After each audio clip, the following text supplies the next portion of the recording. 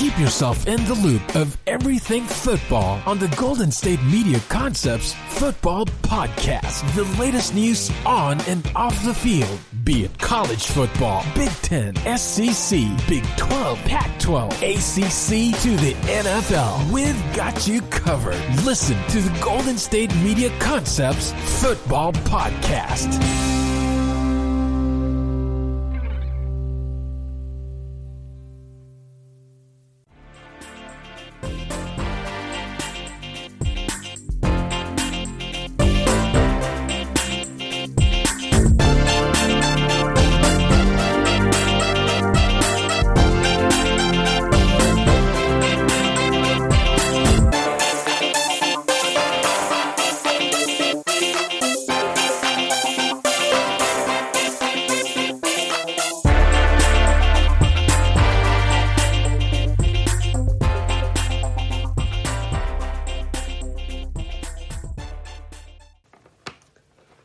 Thank you, ladies and gentlemen, for tuning in to the GSMC Football Podcast. As always, the GSMC Football Podcast is brought to you all by the GSMC Podcast Network. I am your host, Kayvon. We appreciate you for joining us on this jam-packed Tuesday, December 8th, 2020, as we finish up Week 13. That's right. We have Tuesday night football tonight, ladies and gentlemen. When's the last time we've had Tuesday night football? Well, a couple weeks ago, actually, because of COVID, but that is what it is. I love it. I'm excited about it. You can never give me too much football, I'll tell you that much. And now we had football. We had 2 games yesterday on Monday. We have a game tonight.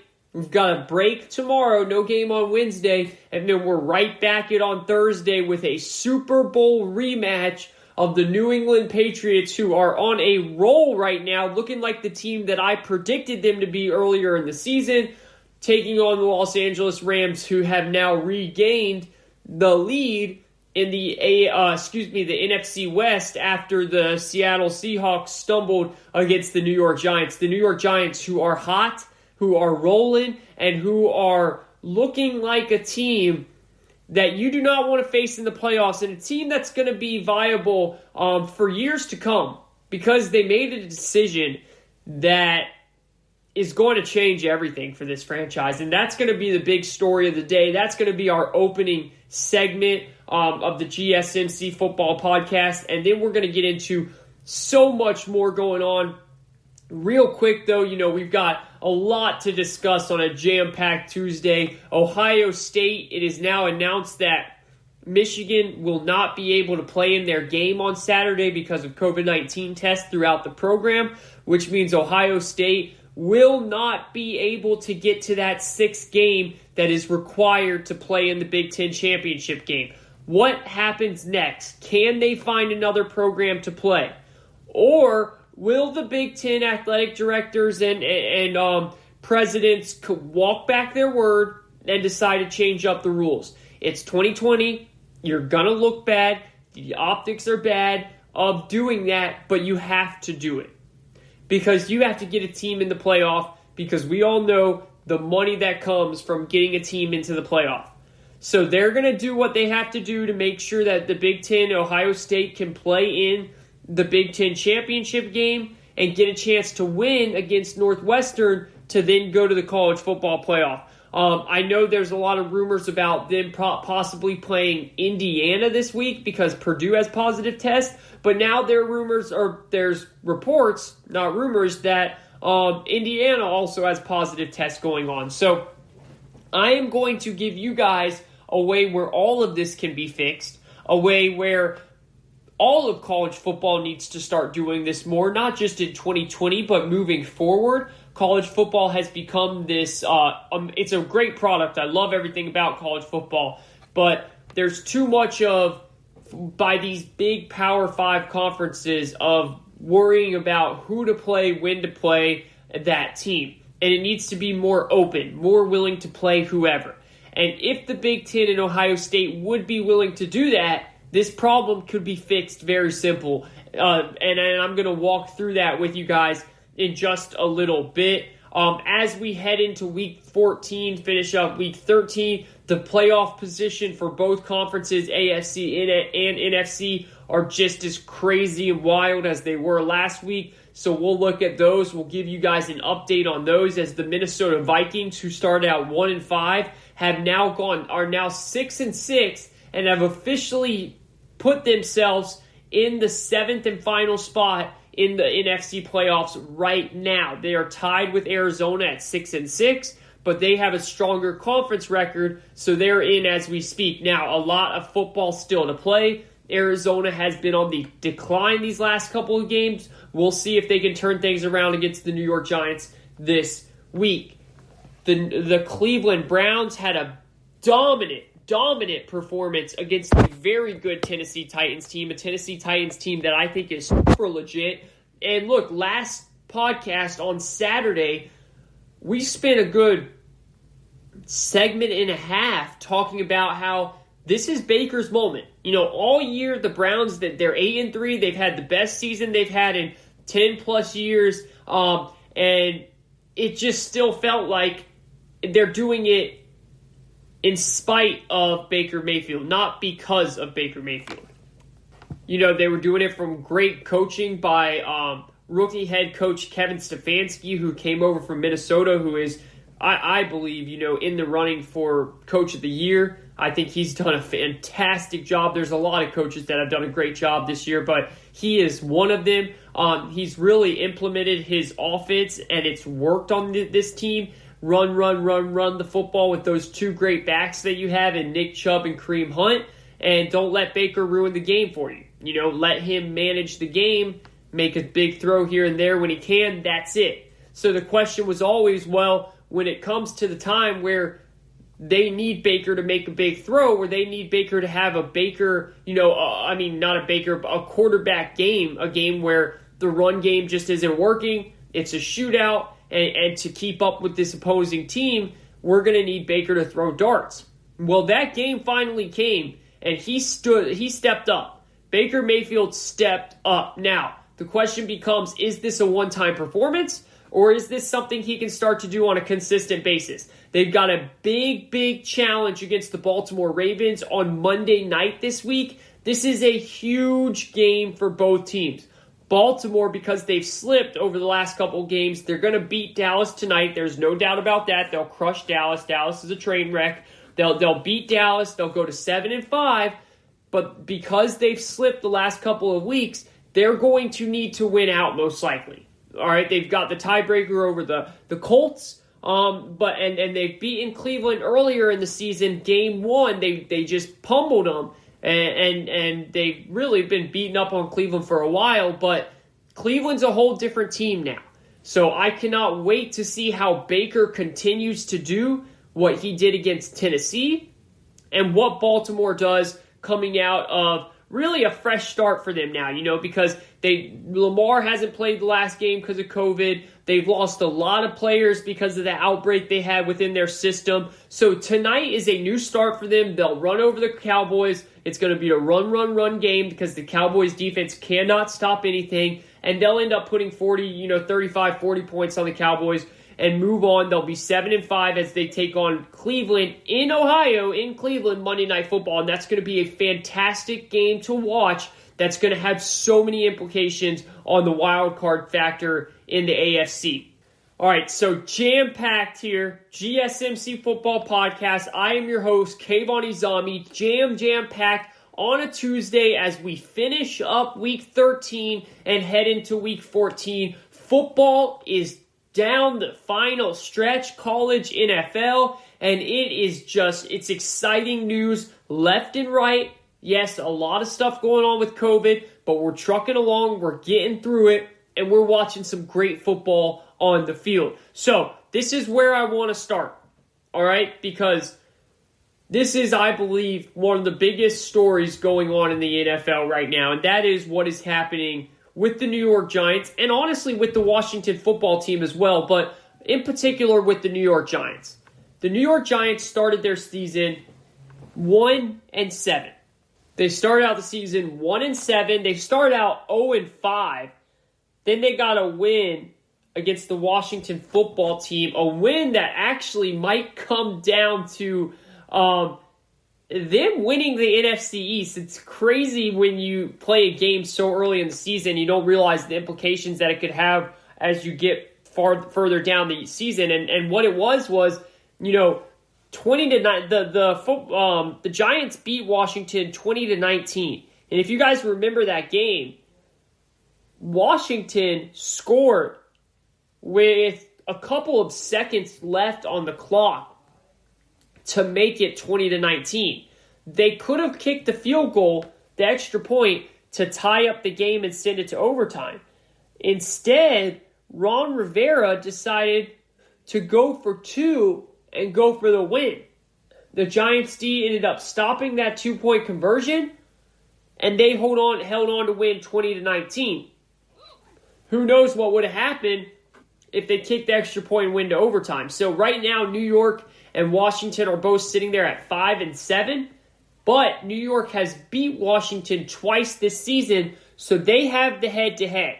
So if they both end with the same record, the Giants would be in because they have the head-to-head. There's no doubt about that. But the Giants have a much tougher schedule down the road. Now, we thought that was the case when they went up to Seattle this past week, but they gave Seattle the beatdown. They beat Russell Wilson and the Seattle Seahawks, who were, they were struggling in the last couple weeks, but then they came on, they won a couple games, and the New York Giants sat them back down. And they beat them to now go 5-7 and to really have a good head start in winning the NFC East. Now they've won 4 in a row, and really, there are only 2 losses and 2 very close losses from winning the last 7 games in a row. Their 2 losses in the last 7 games have come from against the Philadelphia Eagles. This was before Philadelphia just went spiral downhill like they have been the last couple weeks.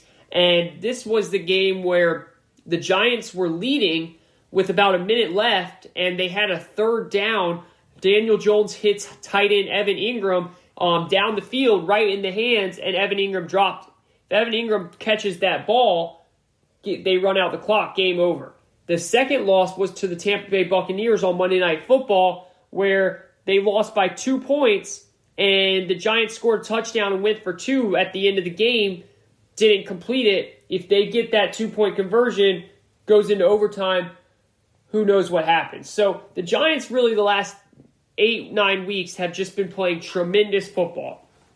And it begs the question, how did we get here? How did we get to this point after that tough start that happened? Well, when the New York Giants hired head coach Joe Judge, it's almost impossible to underestimate, the gravity of the task at hand, right? It was consecutive years of just straight up losing. Think about it. The New York Giants had the worst cumulative record over a 3-year span. They went 12-48 in those 3 years. Definitely the worst record over those 3 years. Multiple picks that were drafted that just didn't pan out. Multiple picks. Multiple coaches hired after the Tom Coughlin era that just didn't work out at all. Some confusion in the front office. McAdoo was woefully mishired as head coach. I mean, Ben McAdoo was just that was a lost cause as a head coach. That was a very, very bad tenure. His successor, Pat Shurmur, was much more professional. He's done the whole head coaching thing before, but still more of a coordinator, not really a head coach.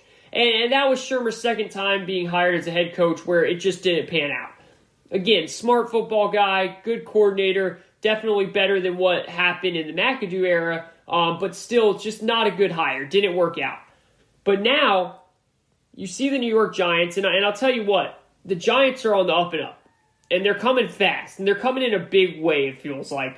And you know what they look like to me when I watch them play? Because I'm really taking so my brother-in-law is a big New York Giants fan. So I watch almost every game because we watch the games together a lot. I'll watch the Falcons game, then I'll sit down and watch the Giants game. And I always have the red zone on, so I'm watching all these games anyways. But I do like to follow them along. I don't like them or anything, but I'm interested in, how they play. And I'm interested in every team, especially when there's a new coach hire. And we'll get into why that is in just a minute. But when I watch the New York Giants play, they remind me of the way they play, the way they carry themselves.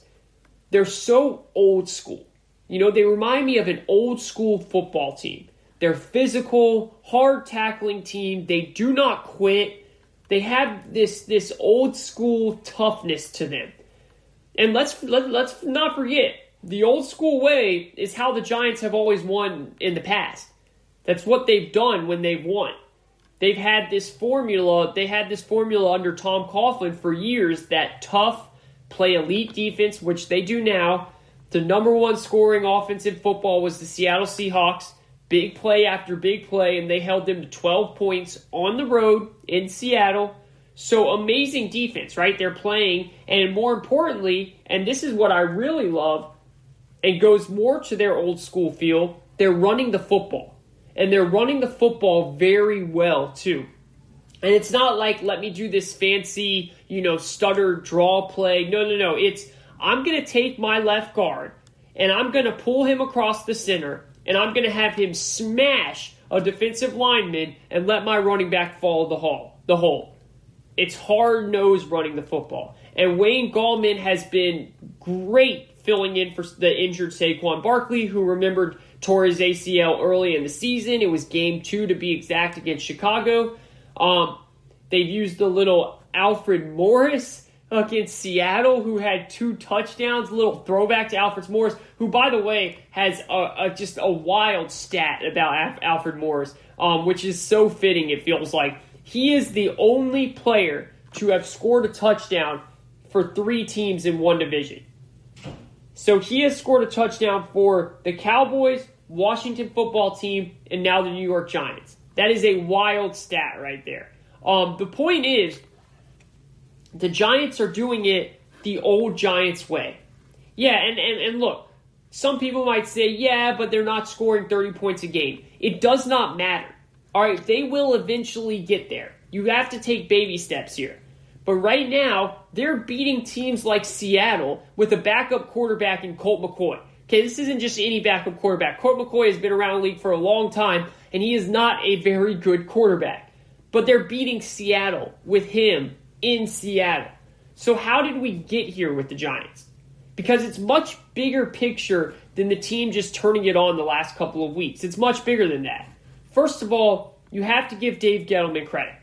Look, Gettleman has been ripped up and down by people all over. Fans, media members, you name it, he has taken some heat. By myself as well. I've been very critical of some of the moves that Dave Gettleman has made. And I don't take those remarks back because he has made some moves that are questionable. But Gettleman clearly had a plan. And guess what? Sometimes, especially in the sports world, you have to get lucky. And Gettleman, his plan had some luck involved. A lot of people question, why are you trading for Leonard Williams and giving him the franchise tag? It sounded asinine at the time. But look at Williams now. He's got 8.5 sacks. He leads the team in sacks. He's a pressure guy up the middle. He's playing great football. They took him away from a dysfunctional Jets organization, and they turned him into one of the keys to that front seven. So credit belongs to Dave Gettleman. He also brought in James Bradberry, who did a really good job of not shutting down, but at least containing DK Metcalf, who is just a pain to cover. He's so hard to cover. And Bradberry's doing that has been doing that all season long to top-tier wide receivers. So they did a great job with that signing, with these signings. And then this right here is the most important decision made by Dave Gettleman. And that was bringing in Joe Judge as your head coach. You see all of those players' signings we just talked about. Those don't work out as well as they have been if you don't bring in the right coach to coach them. And Gettleman brought in the right guy. The New York Giants have found their head coach for a long, long time. And a lot of you are out there saying, okay, yes, the Giants are playing good, but let's pump the brakes. Yeah, you're right. Let's pump the brakes on what they accomplished this season. But when it comes to Joe Judge, there's no need to pump the brakes there. I don't need to see any more from him to know that he is going to be a very good coach in the NFL. You don't need to see any more. You see, there are two things in the NFL that can tell you how good a team's coach is. Two things. And it's very easy and very early in that coach's tenure where those two things come out. And what we're going to do, we're going to take a quick break. And when we come back, I'm going to explain to you those two things. And I'm going to tell you why Joe Judge has easily accomplished those two things, and how there's actually another coach in this division that is doing the complete opposite. And I'm going to put them side by side, and you're going to see why Joe Judge has been so good, and why the New York Giants have landed their coach of the future. We're going to take a quick break. This is the GSMC Football Podcast. I am your host, Kayvon Izami. Don't go anywhere. We will be right back after this.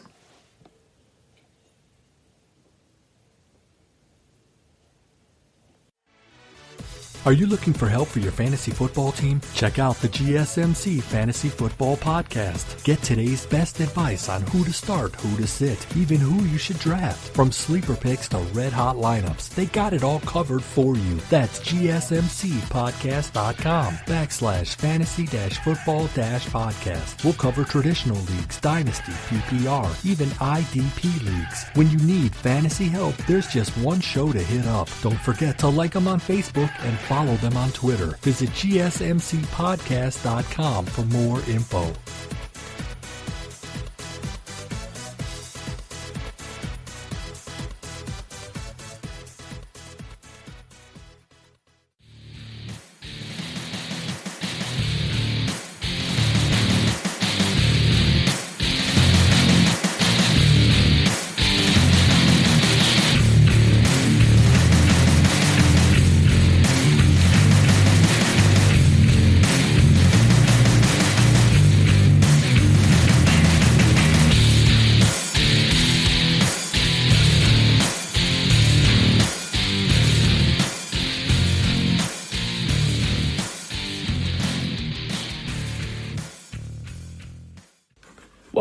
Welcome back. This is the GSMC Football Podcast. I am your host, Kayvon Izami. Hope everyone's having a great day as we head into segment number 2 of a very jam-packed Wednesday afternoon, morning, whenever you're listening to this, or Tuesday. Hopefully you're listening to it by Wednesday. Wherever you are, however you're listening, and whenever you're listening, though, we do appreciate you for joining us on this great GSMC Football Podcast.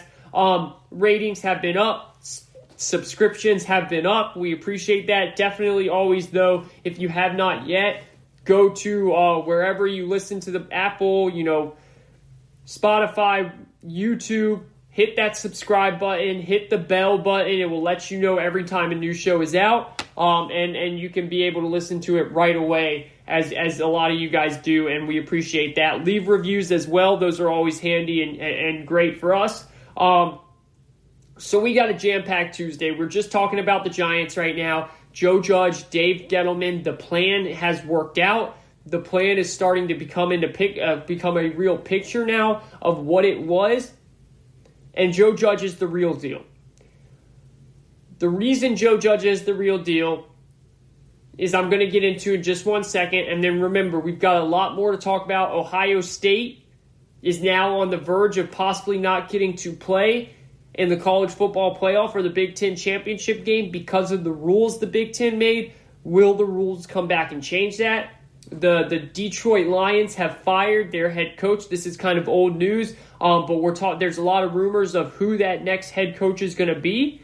We're going to talk about if those rumors are good for the Lions or not, and we're also going to talk about what the best team out there is that needs a coach to be filled, right? So there's already, we've already got the Houston Texans, Atlanta Falcons, Detroit Lions. We know there's going to be a lot more other jobs open. The Jets will be open, who had just, wow, that was the most Jets play of the century, what happened this past Sunday with the Las Vegas Raiders scoring a Hail Mary to end up winning the game and stealing the only win that the Jets possibly would have had this season. And then they come out Monday morning and fire defensive coach Greg Williams for going all-out blitz, cover zero blitz on the last play of the game, which is just the dumbest play call I've seen in the history. And I get it. I've seen all these people, this is who Greg Williams is. I don't give a dang who you are.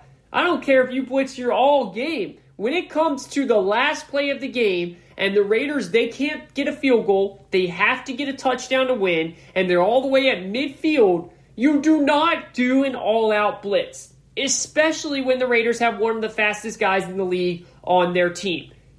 You don't let him go one-on-one with a rookie undrafted quarterback named Lamar Jackson. And no, it's not the great Lamar Jackson of the Baltimore Ravens, okay? I mean, you just don't do it. Now, secretly inside, I'm sure the Jets were very happy this happened because then they're still on the fast track to get Trevor Lawrence.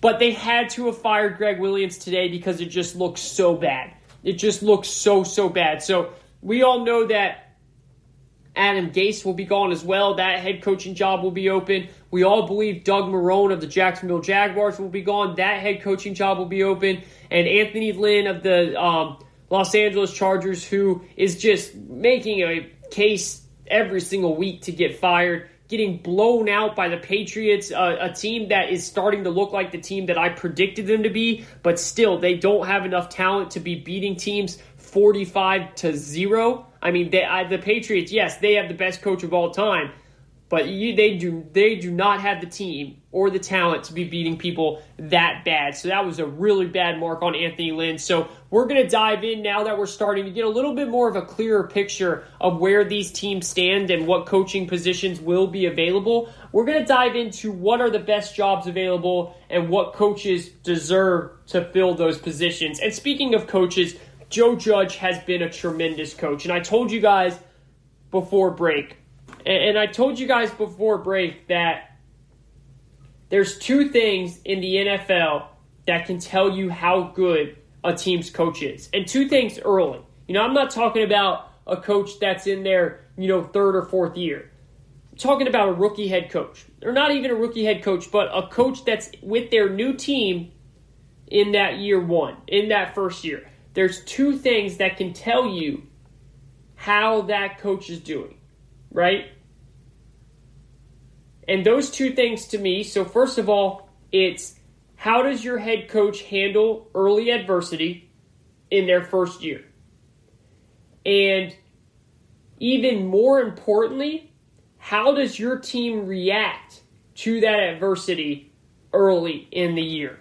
So that's one. How does your coach handle adversity? And how does your team react to the adversity and the way the coach is handling it, right? This year we knew was going to be a crazy year with COVID. Not a lot of off-season time, no preseason time. We knew that the teams with new coaches or new quarterbacks were going to struggle out the gate. That was a must, right? So that was all about seeing, okay, we know they're going to struggle. Well, what happens after they start to get things, they start to understand the playbook, they start to get things going, they start to become more familiar with each other. How do they handle that early adversity? And then number two is, does your team get better as the year goes on? I don't care if you start out 0-5, 0-8, 2-3, or 5-0. I do not care. Does your team get better as the year goes on? And I'm not talking wins and losses here, okay? That's something that I want to be very clear. When I say does your team get better, I am not talking is your team stockpiling wins. If they're stockpiling wins, that's great. That's just an added bonus. I'm talking about the actual play on the field. Are you becoming a tougher and tougher opponent each and every week? Are you going from being an easy opponent where everyone's just marking as a W to people saying, hold up, that's not as much of a given win as you think as the season goes on? And that's exactly what's happening with the New York Giants. All right? I'm talking about the actual film on the field. Are you becoming more and more competitive each game? Are your players buying in more and more each week? Let's look at some examples. First, let's look at this second, and I like to call these coaching traits, by the way. Coaching traits. So let's look at the second coaching trait first. Does your team get better year in, year out? Does your team get better each and every week? Let's look at the Miami Dolphins with head coach Brian Flores. Do you guys remember last year? And I know, as you know, so much has happened in 2020, it's kind of hard to wind our brains back. But let's go back to a year from now, and let's look at the start of the 2019 NFL season. The Miami Dolphins, under first-year head coach at the time, Brian Flores, were losing in historical fashion. They were losing in ways where Las Vegas was making spreads looking like a college game. What do I mean by that? If you go and look at college, and if some of you guys bet on college games, you'll see that a lot of the spreads are like Alabama's favored by 30. You don't ever see that in the NFL because everyone is good in the NFL, right? You might not be a very good team, but you still have NFL players. Well, Las Vegas was treating Miami as a college team going up against these pro teams. They came out of the gates. They lost 59-10 to Baltimore, 43-0 to New England, 31-6 to Dallas. They lost to the Chargers 30-10. They lost their first 7 games. And pretty much every game was a blowout other than against Washington. They lost 17-16. All right? So they lost their first 7 games, and they were just getting annihilated, losing by 40, 50 points. An NFL team. That does not happen, right? Everyone and their mother knew that the front office and the ownership were trying to tank for Tua, which was the slogan at the time. They were trading away players for draft picks left and right. There was every excuse out there for that team to quit on first-year head coach Brian Flores. Every single team, every single excuse out there was there to take that excuse and quit on him. But not only did they not quit on him, but they ended up winning 5 games down the stretch. They started out 0-7, and they actually finished the second part of the season with a winning record where they went 5-4 over the last 9 games. And they ended up 5-11, and they beat the New England Patriots the last game of the season in New England in a game that Tom Brady and New England had to have to secure the bye, to secure the first round bye. They went into New England and beat them 27-24. So go back to our coaching traits. The Dolphins under Flores covered both traits. They handled adversity well, right? They handled adversity well. In the beginning, they were losing by dramatic fashion. They were getting destroyed. People were talking crap about how it's so bad that they're tanking. Players did not give up on Brian Flores. Brian Flores coached them through it. And they got better each and every week. Even with the limited talent. That's the most key part there. They had such little talent. And they still got better each and every week. And now fast forward to December 8th to 2020. The Miami Dolphins are sitting at 8-4 and are in the running to win the AFC East, or at least make the playoffs in a wild card spot. So we knew right away Brian Flores is the real deal. He is an impressive coach. Now let's look at an opposite example. You have the Dallas Cowboys. The 2020 Dallas Cowboys. They hire Mike McCarthy. Mike McCarthy comes in and talks all offseason about how he took a year off to study and learn how to become more innovative and modern with his coaching styles. Not only does the year start off with McCarthy not even calling his plays, where he just talked about how he learned how to be so innovative and new. He doesn't even call his plays. He's letting his offensive coordinator do that. But he also hired Mike Nolan as his defensive coordinator. And Mike Nolan is the farthest thing from new and innovative. The last time we saw Mike Nolan, he was the defensive coordinator for the Atlanta Falcons. And they were literally one of the worst defenses in the NFL every single year under Mike Nolan. Trust me, I am a Falcons fan. I've watched him up close in person. He was awful. But for some reason, McCarthy wanted to bring him on his staff. the new innovative McCarthy. So that's one thing. Second, the adversity starts to hit. It's the Dallas Cowboys. A lot of media, right? A lot of pressure. They start out 1-3 with Dak Prescott as their quarterback. Then Dak gets hurt. Adversity right there. And the team completely collapses. Not only is the team awful, but they quit. They quit on the field numerous times. They give up. They don't show any effort out on the field. And then the players are inside the locker room talking trash about their new head coach to media members in anonymous fashion. This is the example of failing both of my coaching traits. They haven't gotten better as the season has gone on. Not even close. I mean, they have, if you look at their contracts, you would say that they have talent all across the field, but they haven't gotten better at all. Now let's look at the Giants with Joe Judge. They start off the season 1-7.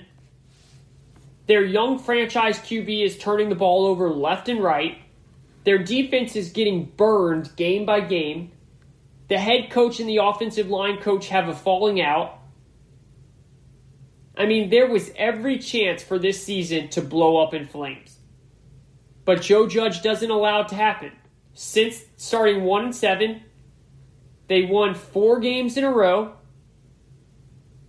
And the only loss they had was by 2 points on Monday Night Football against the Tom Brady and the Buccaneers team.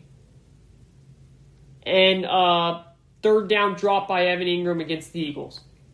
The defense has become one of the best defenses in the league. Not even a question.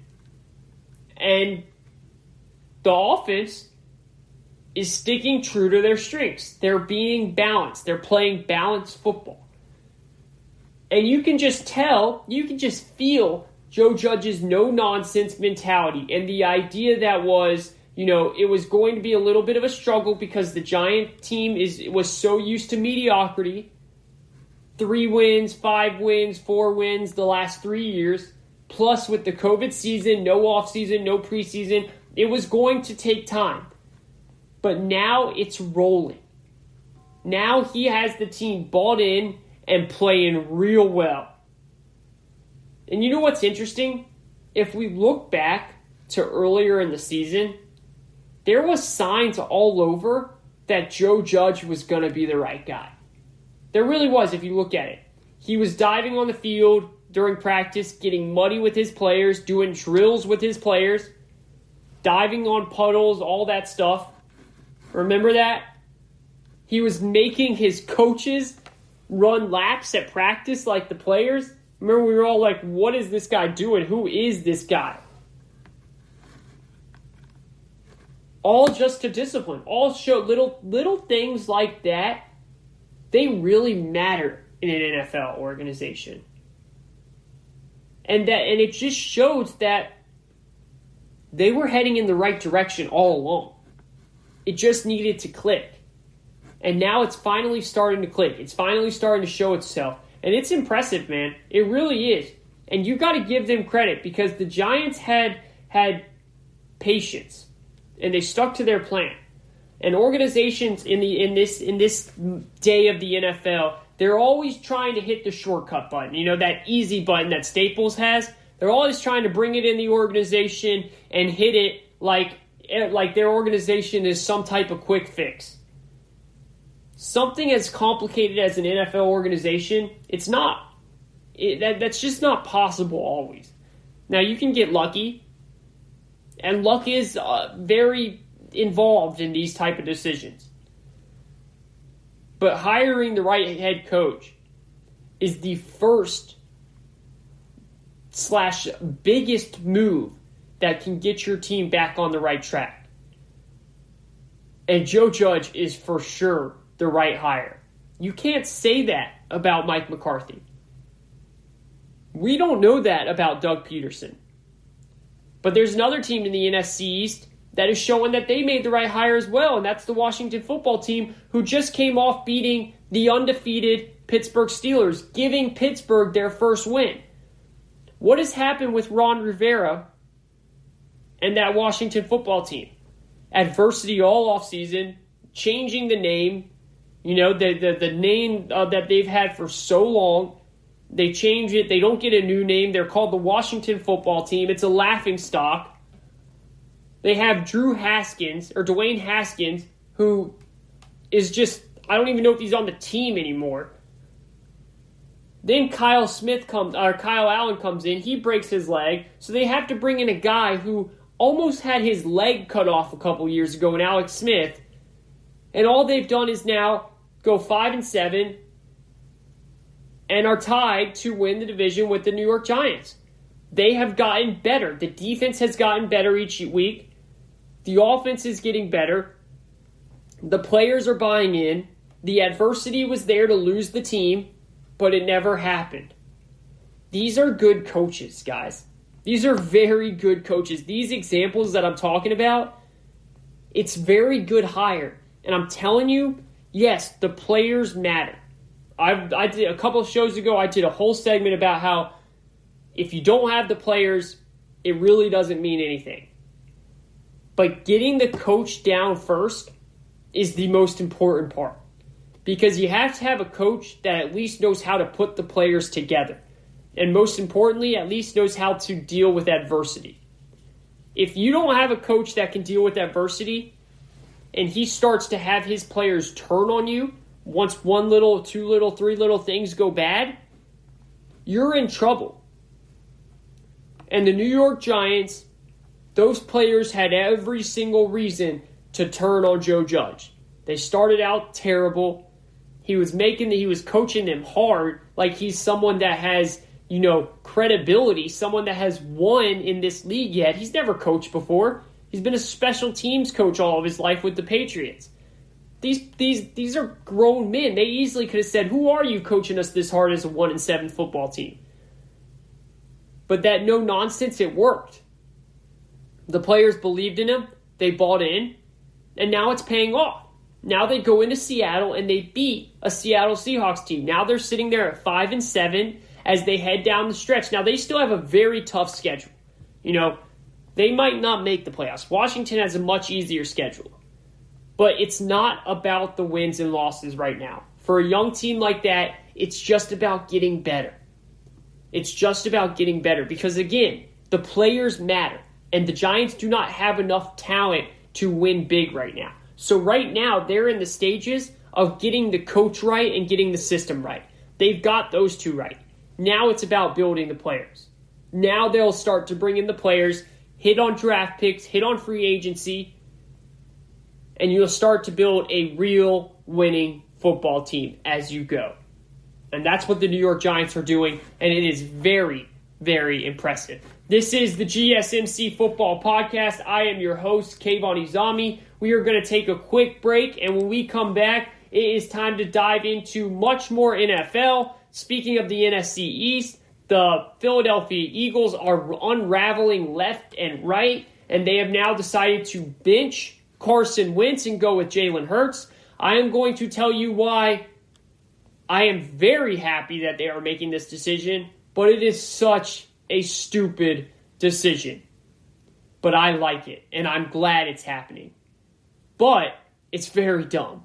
Kind of crazy how I'm on both sides there, right? Well, stick tuned to see what I mean by that. This is the GSMC Football Podcast. We'll be right back after this.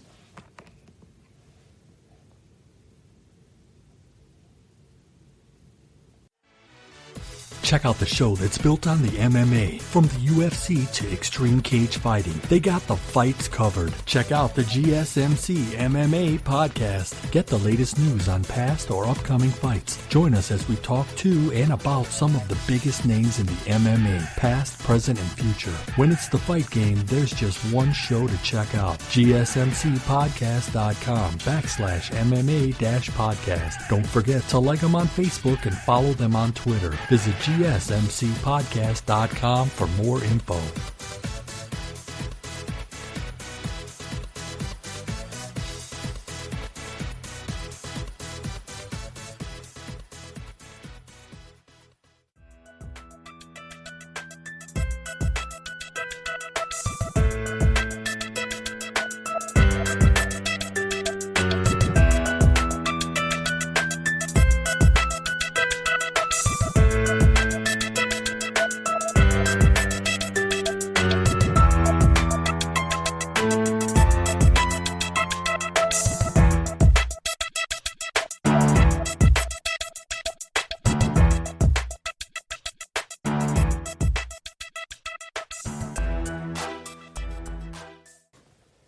This is the GSMC Football Podcast. I am your host, Kayvon. Welcome to quarter number 3, segment number 3.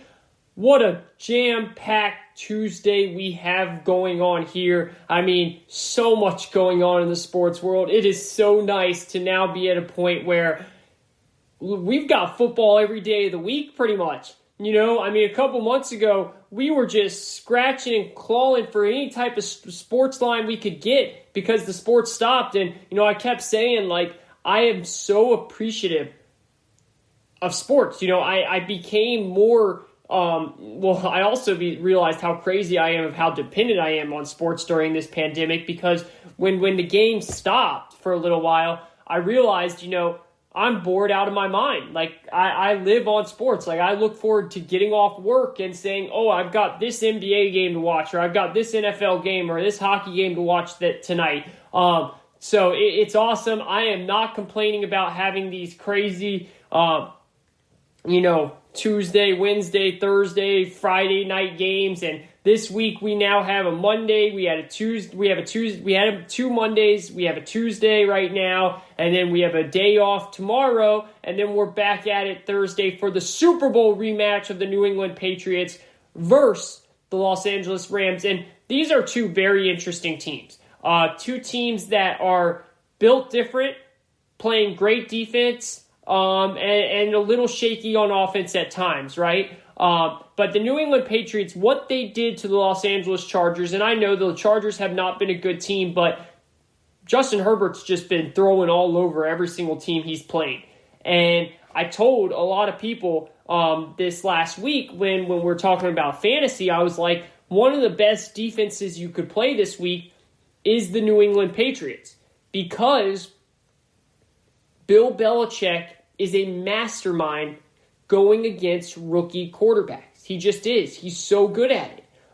He has never let a rookie quarterback take advantage of his defense. He always takes advantage of the situation, and he dominates the rookie quarterback. And I don't care if you're, Joe Burrow or Justin Herbert, who looks like some of the best rookie quarterbacks we've seen in a long time. He slows you down, and he stops you, and they just dominated the Chargers. And somehow Anthony Lynn has kept his job after that, which makes you think maybe he'll get a chance to run it back with Justin Herbert, or maybe they're just waiting to the end of the season to fire him. We'll have to see. But that job is going to be highly coveted if it becomes open, because they have their quarterback. They have a bunch of offensive players that are there for a while, and Keenan Allen, Mike Williams, Hunter Henry, and they've got a good defense, too, with some pass rushers and Joey Bosa, Melvin Ingram, and Derwin James in that safety spot, who unfortunately has been injured the last 2 years.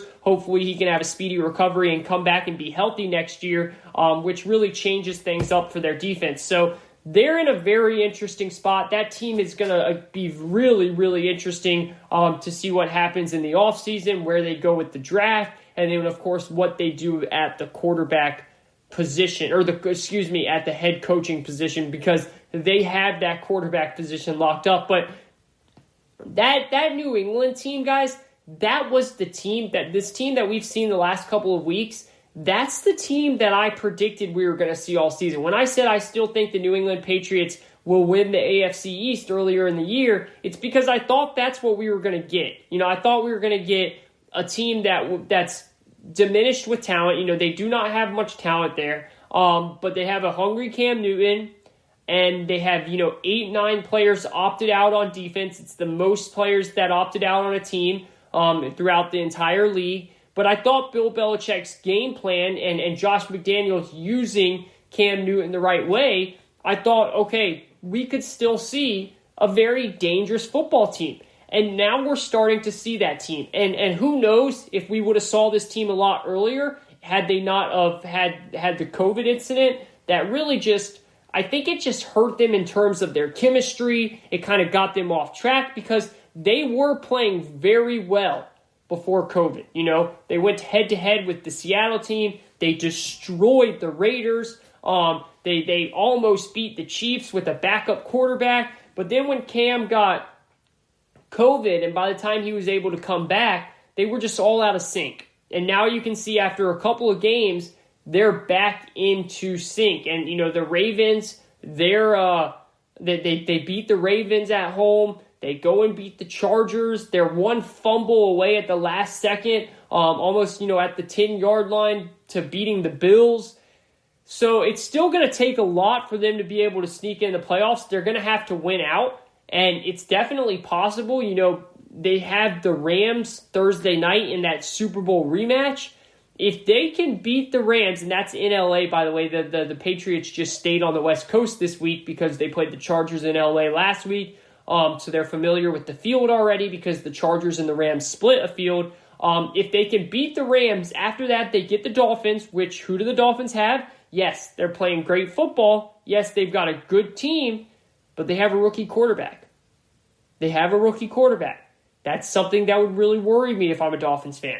Then they have the Buffalo Bills, who Josh Allen just tore things up on Monday night against the 49ers. He looked like that MVP level quarterback that we saw in the beginning of the year on Monday night, and that Bills team is going to be dangerous in the playoffs if Josh Allen can keep playing that way and using the weapons that he has with Cole Beasley and Stephon Diggs and all of them. And then you have the Jets. So it's going to be tough. It will be tough. They have to win out, and they have to have some things go their way. So probably not going to happen. But very interesting moving into the offseason where they're going to have to make a decision. Do they want to ride with Cam for another year? All these players will come back from COVID opt-out. Maybe actually hit on some draft players to bring in as skill position players. Maybe make a big trade, try and bring in a big-time receiver. Something like that has to happen if they do bring back Cam so that he can have some serious talent around him, right? So Patriots are looking very good. It will be a fun chess match. See, I'm a football nerd.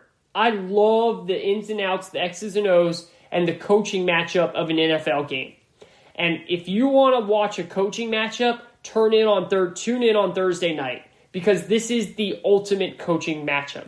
You've got the young boy genius in Sean McVay versus the old man mentor in Bill Belichick. Now, obviously, Bill Belichick is not a mentor to Sean Payton, but he's the old man. He's the one that, to Sean McVay, but he's the old man that everyone wants to be like and everyone wants to coach like. And if you guys remember back to that Super Bowl a couple years ago, Sean McVay was enamored by Bill Belichick. He was starstruck. He said it about a couple weeks after the Super Bowl was over. He said, I was shocked in what Bill Belichick was able to do to my offense, which at the time was the best offense in the NFL. And Bill Belichick held that team to 3 points in the Super Bowl. 3 points. So what they did was so impressive. And it's going to be so interesting to see how McVay has gotten better since that Super Bowl a couple years ago, and will he be able to attack this defense who's playing better but still limited? Still, 8 players opted out, not a lot of talent there. Will he be able to find different ways to attack it after now having some years to study and work on what happened in the Super Bowl? I cannot wait to watch that chess matchup. Something that if you're into that, I would tune in for sure. We now head into fantasy playoff time, so good luck to all of you guys that are in your playoffs. We'll have Emmett Wyman on Saturday to give you guys all your starts and sits for that week, because that's going to be very, very important. So definitely good luck with all of that. Now, we just talked about the New York Giants and somewhat of the Washington football team as well, who have made 2 excellent hires and have their coaches for the future. They are trending upwards, while the stock in Philadelphia and the stock in Dallas are trending downwards. Dallas is an absolute mess, okay? They are not as much of a mess as Philadelphia, but they're in a mess. They're a mess in terms of, I do not think they hired the right coach. I don't know if Jerry Jones will actually fire him after 1 year, though, which he should. If Jim Harbaugh becomes available and Jerry Jones does not go after Jim Harbaugh, it would make me sick to my stomach if I'm a Cowboys fan. You have to go get Jim Harbaugh if he becomes available. We don't know if he's going to leave Michigan or not. All signs point to he will. And if he does, he's coming back to the NFL, and the Cowboys need a coach like Jim Harbaugh. Tough, disciplined, not going to allow any crap to happen, not going to allow all this drama within the locker room, talking crap about the head coach. No, he's going to make it happen. Now, they're also in an awful situation in terms of their cap. They're paying Zeke Elliott an absurd amount of money, who just hasn't been Zeke Elliott this year. He's really digressed a bunch. You've got Amari Cooper, one of the top paid wide receivers, who is okay. He's a decent receiver. You got DeMarcus Lawrence making $20 million a year, which is just, it hurts to say that. He has been nowhere near that $20 million a year contract. So they have a lot of issues in terms of cap, and we're not even talking about what they're going to do with Dak yet. They're going to have to pay Dak that franchise tag again of $37 million, and he's going to have to be on a one-year deal after coming off of breaking his ankle, his first big injury of his career. How does he bounce back that way? So Dallas, and most importantly, though, they do have the players. Most importantly, they don't have the right coach. And I don't know if Jerry Jones is going to be willing to fix that. So that's the one thing I worry about with Dallas. Philadelphia is a mess of their own. Philadelphia has a serious issue in terms of their quarterback and their head coach do not like each other. The quarterback does not trust the head coach, and the quarterback does not look up to the head coach. And that is a serious problem. The GM has made some of the worst moves the GM could make in the last 3 or 4 years. He's missed on the draft picks that he has taken, and he's not taken wide receivers that he should have taken. Instead of taking DK Metcalf, he takes JJ Arcega-Whiteside. Instead of taking Justin Jefferson or T. Higgins or Brandon Ayuk, all of these options, he goes and takes Jalen Reagor. Now, both of those guys could be good players. JJ Arcega-Whiteside, not so much. That time has kind of fallen off, but maybe Jalen Reagor will. And then he goes in the second round and he takes a quarterback in Jalen Hurts instead of adding to a team that was pretty good last year and helping out your quarterback that was pretty dang good last year. Last year, Carson Wentz threw for 4,000 yards, had 27 touchdowns, and only 7 interceptions. And he had Greg Ward, who is a former college quarterback, as his best receiver. So you would think they would say, okay, we went 9-7, we won the division, our quarterback played hero ball, and he was amazing, had a 64% completion percentage. He balled out. He balled out with a limited cast last year, right? He really didn't have any weapons. So you would think that the team would go into the offseason and saying, okay, now let's help him out. Now let's bring in some more weapons and see what he can do then. Oh, instead of willing to give up a second-round pick for DeAndre Hopkins like the Cardinals did, no, they didn't want to do. The Eagles didn't want to do that. No. Okay, well then here comes the NFL draft. Instead of taking a surefire Justin Jefferson, no, they don't want to do that. Even though Justin Jefferson, the film says he's better, the stats say he's better than Jalen Reagor, everything says he's better, and now he's going to win Rookie of the Year. He's had a phenomenal season in Minnesota. No, they don't want to do that. And then to top it all off, the second round comes, and they take a quarterback.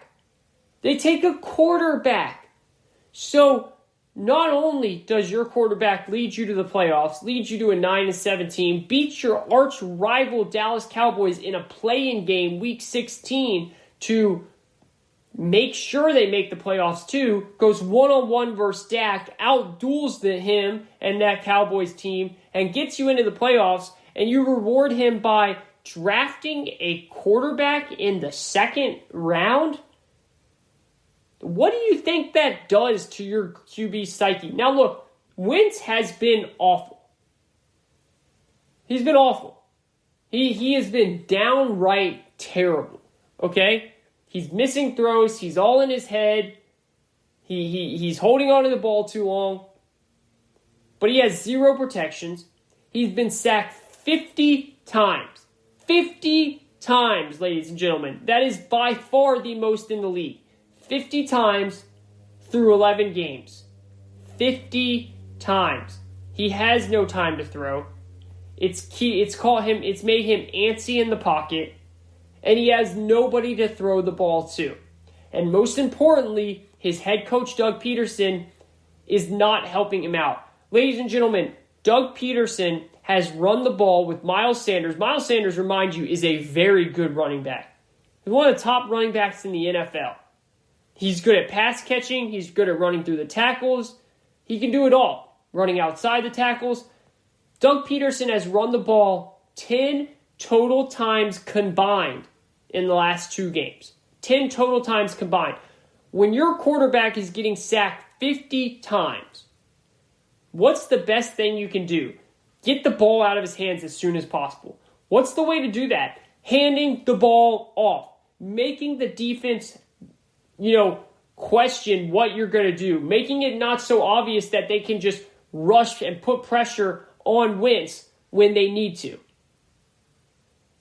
No, but they don't want to do that. Instead, they make Wentz keep dropping back. He keeps playing terrible. And that quarterback that they drafted is waiting in the wings. And every single week, the head coach gets asked, what are you going to do with Jalen Hurts, the backup quarterback? So now Wentz has to hear that. Other players have to deal with that.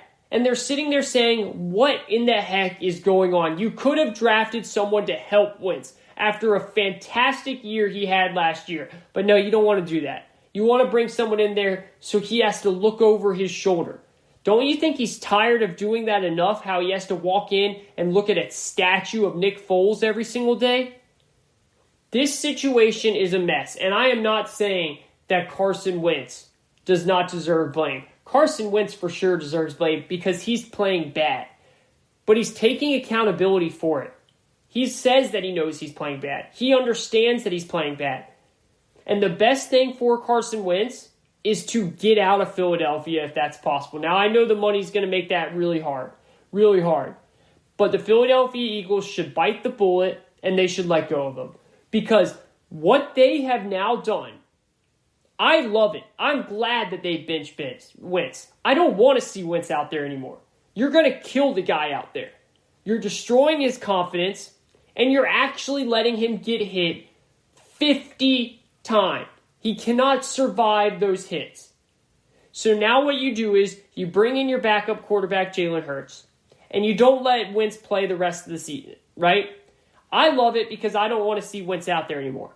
But this is the dumbest move that they could have made, right? Because for 2 reasons. One, all we've been hearing is Wentz is paid so much that you can't get rid of him this offseason. So you're going to tell me that you're going to start this backup quarterback knowing that Wentz has to come back next year? And then tell me this. What if you start Jalen Hurts and he's pathetic and he plays just as bad, if not worse, than Carson Wentz? Are you now going to go back to Carson Wentz? No. How does that work? How does that work for either? Now you're not only messing with just Wentz's confidence, you're messing with Jalen Hurts' confidence as well. It's like this. It's like if you were dating someone, or technically, they're married to Wentz. So it's like if you're married to someone, and you see a girl or a boy that you think is very good looking, and you want to go out on a date with them. But you want to just go out on a date with them to see how it works. How do things go? You're not planning on fully, going out on a date with them and going to keep going out on a date. You just kind of want to see what happens. Well, now you go out on a date with them, and your wife or your husband finds out about it, and that date doesn't go very good. You just going to go right on back to your spouse? You think that your spouse is just going to be cool with that? You think that's just going to, oh, okay, yeah, come on back, honey. And then the person that you went out on a date with, what's going to happen to them? I mean, this is just a mess. It's an absolute mess. What the Eagles should have done is they should have just rode out Wentz. Hopefully he would have survived and made it through and didn't die. I'm not even kidding, with as much as he's gotten hit. And then you go into the offseason and you make big changes. Whether that's firing Doug Peterson, whether that's firing Howie Roseman, the GM, or whether that is biting the bullet and getting rid of Wentz. If it's me, I'm firing Doug Peterson and Howie Roseman. Both of them have failed Wentz. Both of them have failed this team. What I would like to see happen is I would like to see them bite the bullet and let Wentz go. If I'm the owner, though, I'm firing GM, head coach, and I'm bringing in someone new to work with Wentz. But what I think the best thing for Wentz is for them to get rid of Wentz. Let Wentz go to the Indianapolis Colts. Ooh, I dare you, Eagles. I dare you to let Carson Wentz go play under Frank Reich. Oh my goodness.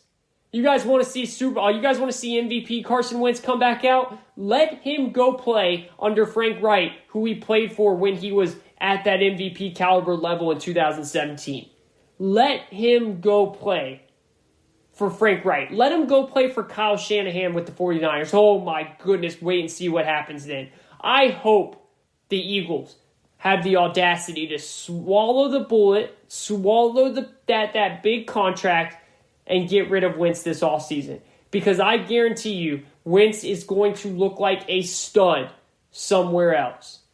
It's already hard enough for him to have to come into work every day and see a statue of Nick Foles, the QB that led the team to the Super Bowl after he had the team first place in the division, in the whole entire NFC conference, going 11-2, and then he got hurt.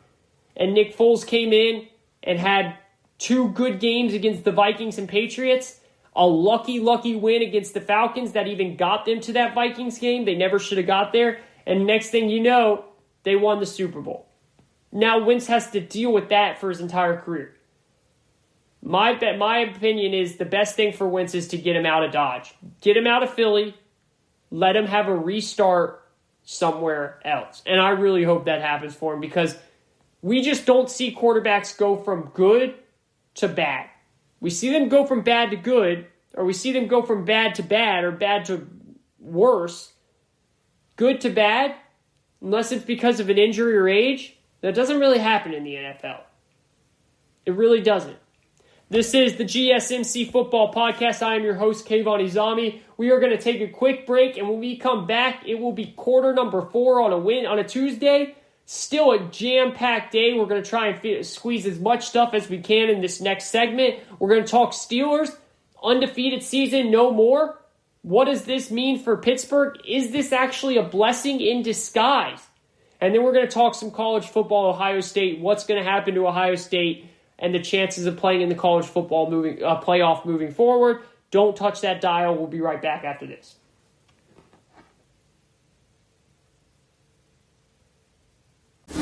Check out the show built around the women of MMA. From the UFC to the extreme cage fighting, we got the fights covered. Listen. It's the Golden State Media Concepts Women's MMA Podcast. The latest news of upcoming fights, discussions of previous matches. Join us as we talk to and about the biggest names in women's mixed martial arts, past, present, and future.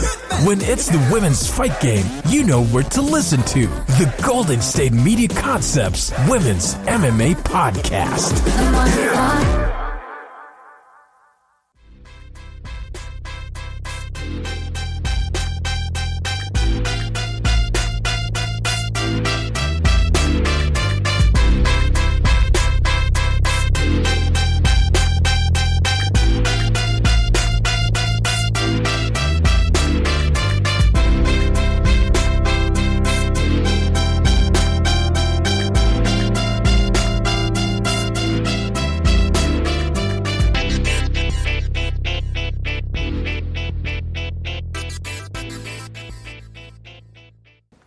Quarter number four, segment number 4. Put up the 4 fingers as we enter segment number 4 on this beautiful Tuesday. Hope everyone's having a great day.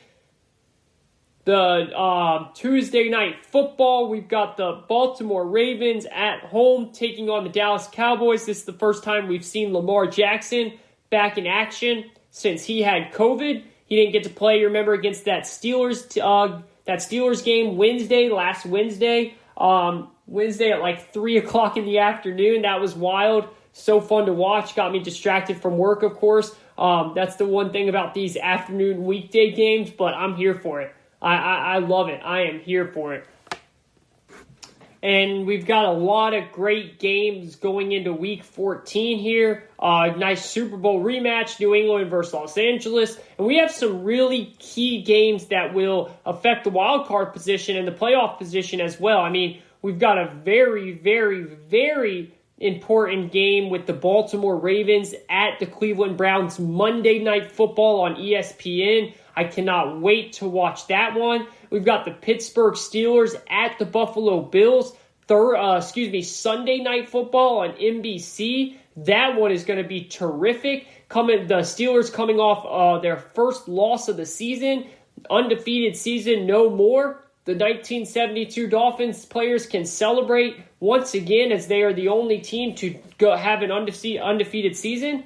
We saw a couple of those old Dolphins players, lighting up a cigar, having a glass of whiskey. That was pretty cool to see. Now, once the Steelers lost to Washington on Monday night, and that's going to be a big game. The Bills coming off a massive performance against a really good 49ers defense and, a very banged-up 49ers team, but they just went and beat the Rams a couple weeks ago, so they were coming off a big win, and Josh Allen just played lights out. He played hero ball. He played MVP level, and it was terrific to see, and that's going to be a very important game because if the Steelers were to lose that game, that opens up the door for Buffalo to slide into that number 2 spot possibly.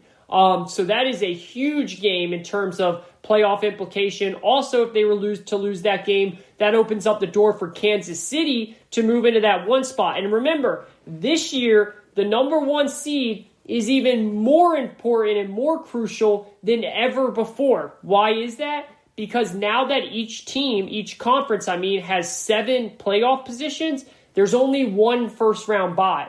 So the 2nd seed does not get that first-round bye anymore. They don't get that coveted first-round bye where you can rest, heal up your injuries, and get ready to go, have 2 weeks prepare for what team you're going to face. So now it's only 1 team that gets the bye. It's the number 1 seed. So getting that number 1 seed is important.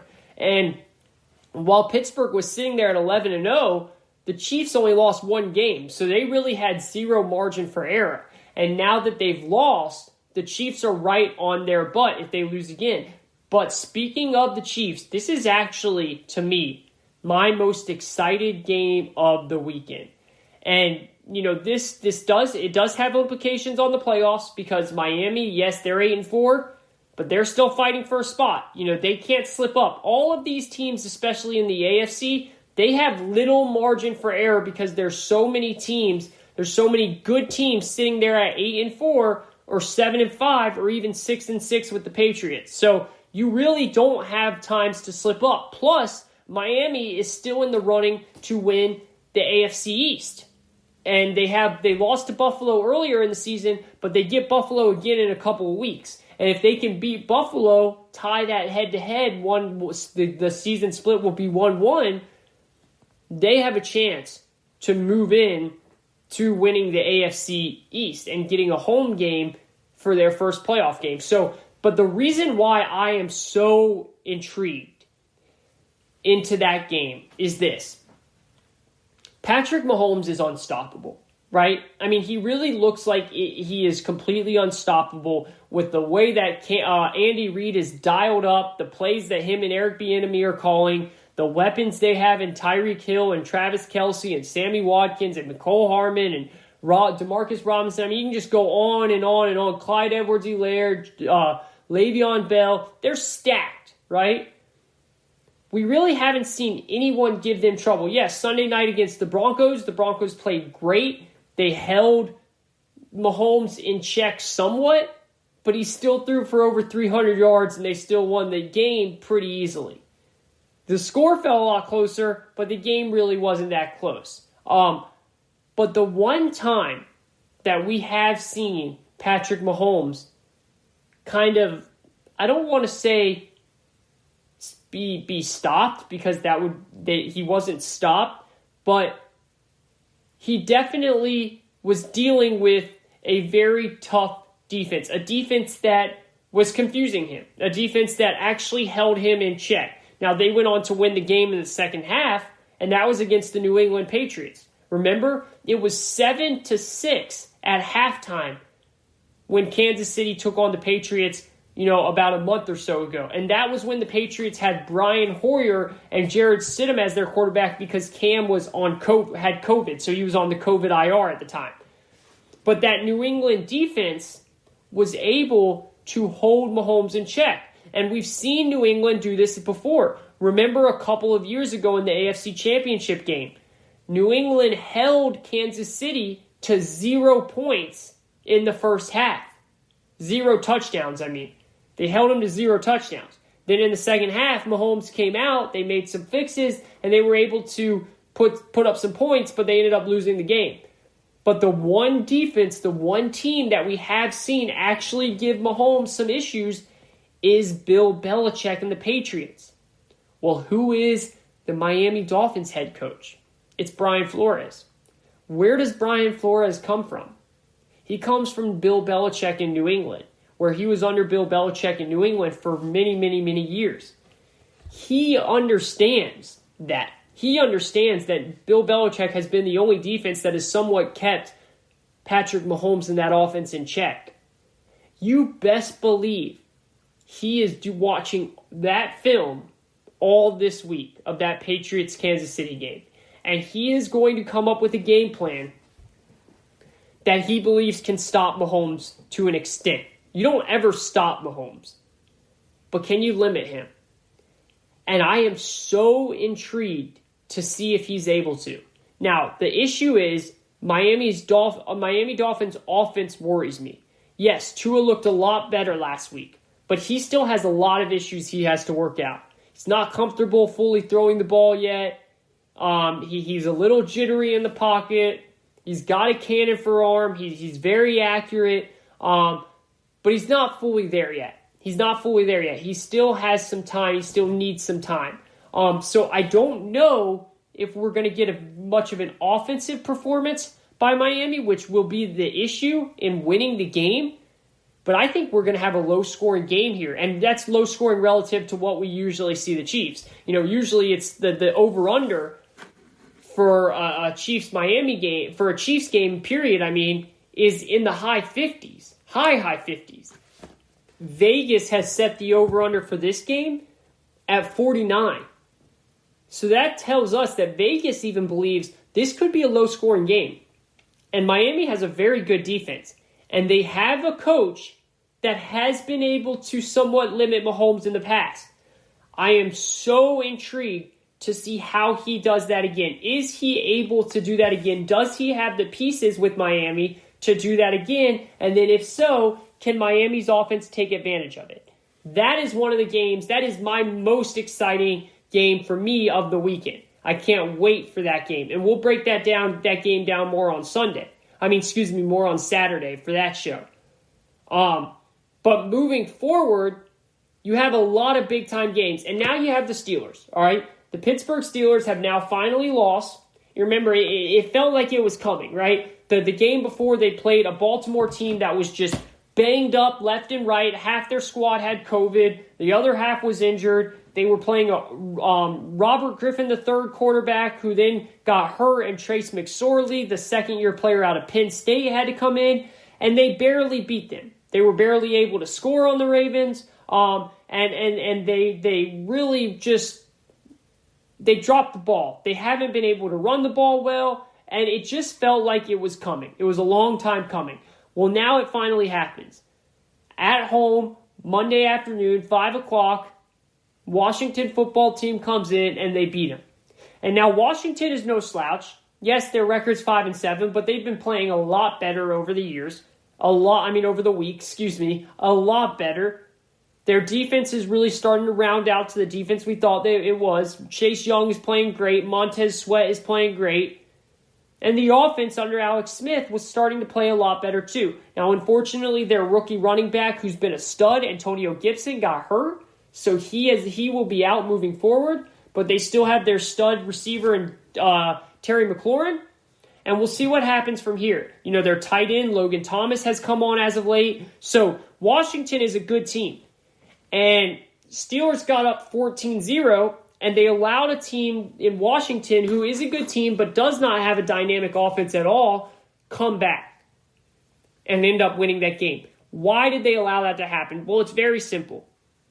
The Pittsburgh Steelers do not have a run game. James Conner has been out the last couple of weeks because of injury, and then now he's on the COVID list. And even when James Conner was in the game, they still didn't have much of a running game, but it was much better than it has been as of late. The Pittsburgh Steelers literally cannot run the football. They just can't do it. And we all know when you get up 14-0 at home, if you're able to run the ball, you win that game. You run the ball, and it doesn't need to be big runs. The best is actually short, intermediate runs, just gashing them left and right. Short run, 4 yards, 5 yards, 4 yards, 3 yards, 5 yards. Just over and over, long plays, taking time off the clock. If you can do that, then you can almost always hold a lead. Not always, but the majority of the time you can hold a lead, and you can win that game. Pittsburgh is not able to do that because they have zero run game. They are inept at running the ball. Against Washington, Big Ben dropped back and threw the ball 53 times. You do not want an older quarterback coming off an elbow injury, a serious elbow injury, to drop back and throw the ball 53 times when you start up 14-0 in the game. That's an issue. That's a real issue. Listen to this. The last 4 games, total rushing yards, 46, 106, 68, and 21. 3 out of the last 4 games, they didn't even get over the 100-yard mark in rushing. And getting over the 100-yard mark is not an accomplishment. You should be running for 200 yards in an NFL game. You should be running for 150 yards plus in an NFL game. They are going for 46, 106, 68, and 21. Look, I like this Steelers team. I love Mike Tomlin. I think Mike Tomlin is a terrific coach. Yes, I do think he plays down to his competition at times. But he is a very good coach. And this defense is legit. And the offense, the receivers, now they've had some serious issues dropping the ball. Eric Ebron, these are hitting him in the chest and they're dropping the ball. And they've got to work on that. They really do. And Mike Tomlin said, either catch the ball or don't play. And he means it. So that's got to change. But the offense is dynamic.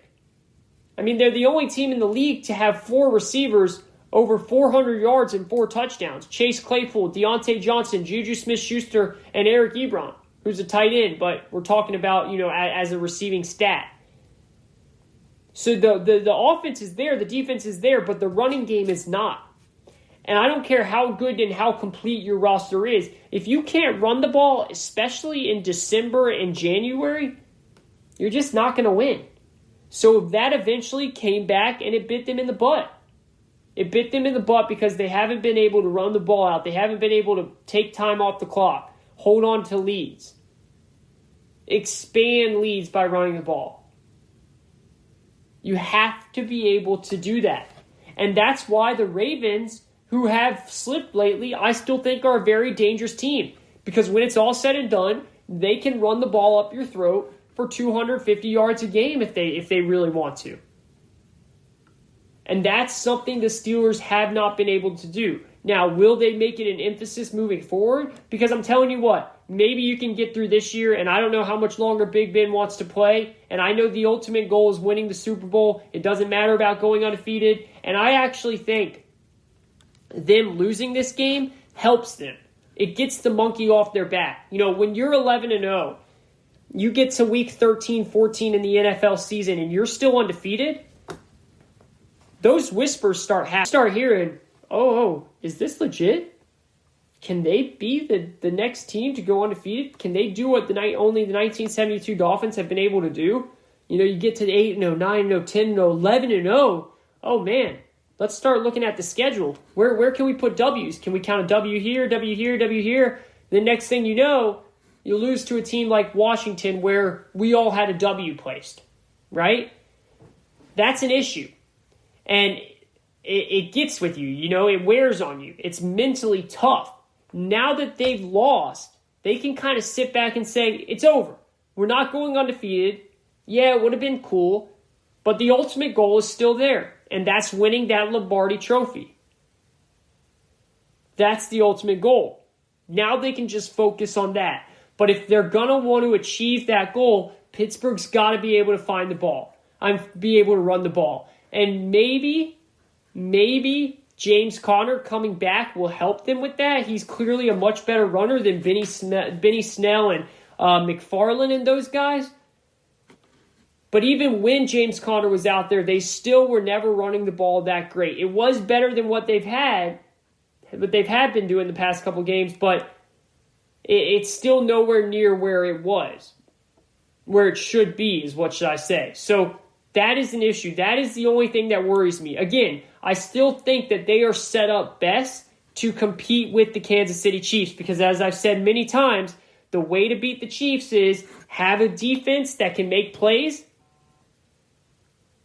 and score. Score. You're not going to stop the Chiefs, but can you slow them down and can your defense make big plays in big moments? Interceptions, fumble recovers, fourth down stops, sacks.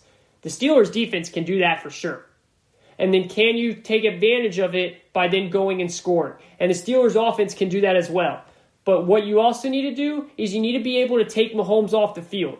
You need to be able to keep him off the field as long as possible. And you have to run the ball to be able to do that. You have to take time off the clock to be able to do that. And you can be as great as you want throwing the ball. If you can't run it, that becomes an issue. This is the GSMC Football Podcast. I am your host, Kayvon Izami. As we come down the final stretch of this great Tuesday episode of the GSMC Football Podcast, I want to finish off talking about Ohio State. Ohio State is 5-0, and coming into the year, the Big Ten made a rule where you have to play 6 games to be eligible for the Big Ten championship game.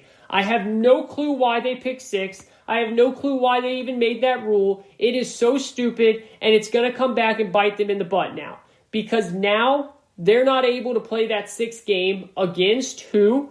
Michigan. Because Michigan has COVID issues going on within their program. So they're looking to play another team in the Big Ten, and it's not looking like that's going to happen. So now the athletic directors in the Big Ten, they have to meet and they have to decide to change the rule. And they're going to look really bad to doing that. And the optics look awful because it looks like you're clearing past, you're clearing the sea, you're parting the sea to let beloved Ohio State into that Big Ten championship game so that they can then get into the college football playoff because they will not get in if they're only 5-0. You just can't put a 5-0 team in. You just can't. You have to have a Big Ten title. I don't care if you only play 6 games, but if you're 6-0 and one of those wins the Big Ten title, then you're in my opinion, because we all know that you are the clear top 4 team in the country. There's no doubt about that. But at some point, you have to play on the field, and they have to be able to play a championship game, and that's what the Big Ten understands. So they're going to have to change this rule. Now, my suggestion, so they don't have to do this, is let the Big Ten play someone outside of the Big Ten. What did we see last week, which turned into being the game of the year? We saw Coastal Carolina was supposed to play Liberty. Coastal Carolina is having the best season of their entire university history. They are undefeated. And BYU, all the way out in Utah, is standing in the wings, undefeated as well. They don't have anyone else on their schedule, and they want to play more football to show the College Football Playoff Committee that they're legit and that they should have a shot. So once BYU finds out that Liberty, who's supposed to be Coastal Carolina's opponent, is having COVID issues, what do? they immediately send their equipment truck east. They say, hey, just start driving. We don't know if this game will actually be able to happen, but start driving because we want to be prepared if it is. They get on the phone with Coastal, and Coastal says, come on, let's play. And we have a great last-minute game between two undefeated teams. And it was awesome. College football needs more of that. Instead of Alabama scheduling to play someone in 2027 or Ohio State saying, oh, we can't play you now because we have to play you in 2026. No. Why not, Big Ten, allow someone to come outside from the conference and play them? Obviously, make sure it's safe. Make sure they check all the protocols. Make sure all the COVID is out of the way and good. And if all that is checked off, then why not? Why not go play Cincinnati? Cincinnati is in Ohio. It's a team that is undefeated. Why not go play Texas A&M? Texas A&M is sitting there at the 5th spot in the College Football Playoff Committee with 1 loss. You think if Ohio State went and played Texas A&M, they wouldn't show that they're the real deal and they should be in? Why not allow them to schedule one of these outside games? Why does it have to be in the Big Ten? Make sure everything's good with the protocols. Make sure all the COVID's checked off. There's no positive tests. And let someone come into Ohio State Stadium and try and beat them. That is my suggestion. Now, that's not going to happen. I know the Big Ten's not going to do that. So instead, they're going to change the rule, which is going to make them look really bad, but they have to. And I agree with them doing that. But it'd make it a lot easier if you just open up the doors, let a good opponent come in, you get your 6th win, and then you go play Northwestern in the title game, and then you're good to go. That's what I would do. But we'll see what Ohio State and all the ADs of the Big Ten decide to do instead. And I'm telling you what they're going to do. They're going to end up saying, that rule was dumb. We take it back. You're allowed to play in the Big Ten championship game with 5 games. Ohio State's played 5. They're in. They'll play Northwestern the following week. They'll beat them, and then they'll go into the college football playoff. That's what will happen, but it doesn't have to happen that way. This is the GSMC Football Podcast. Hope everyone's having an awesome, awesome day. Thank you guys so much for tuning in. Thank you for listening to the GSMC Football Podcast, which is brought to you by the GSMC Podcast Network. I would like to ask that you please remember to subscribe to the show and write a nice review. That really helps us out. Also, if you can, please follow us on Facebook, Twitter, and Instagram. Thank you. Have a great night. We'll talk to you again on Saturday. Enjoy your week. Tired of searching the vast jungle of podcasts? Now listen close and hear this out.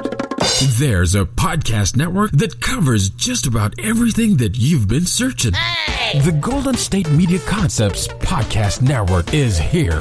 Nothing less than a podcast bliss with endless hours of podcast coverage. From news, sports, music, fashion, cooking, entertainment, fantasy, football, and so much more. So stop lurking around and go straight out to the Golden State Media Concepts Podcast Network. Guaranteed to fill that podcast itch. Whatever it may be. Visit us at www.gsmcpodcast.com. Follow us on Facebook and Twitter, and download us on iTunes, SoundCloud, and Google Play.